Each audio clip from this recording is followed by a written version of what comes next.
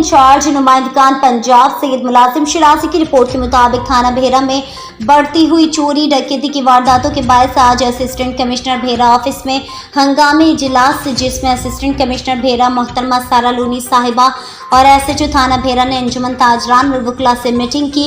अंजुमन ताजरान ने बढ़ती हुई चोरी डकैतियों पर तफ्तीश जाहिर की। रात 1:30 बजे पुलिस मुकाबले में 2 डाकुओं को गिरफ्तार करने पर एसएचओ थाना बेहरा हाफिज नवीद अकरम और दीगर मुलाजमीन को खराज तहसीन पेश किया। इस मौके पर एसएचओ थाना बेहरा ने यकीन दिलाया कि पुलिस ने गश्त में इजाफा कर दिया है।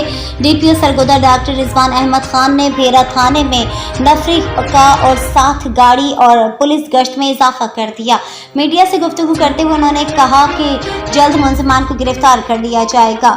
एसएचओ थाना बेहरा की यकीन दहानी असिस्टेंट कमिश्नर बेहरा मोहतरमा सारा लूनी ने यकीन दिलाया कि आवाम की जान माल के तहफ़्फ़ुज़ के ज़िले इंतज़ामिया और तहसील इंतज़ामिया आवाम के साथ भरपूर ताउन करने के लिए तैयार हैं।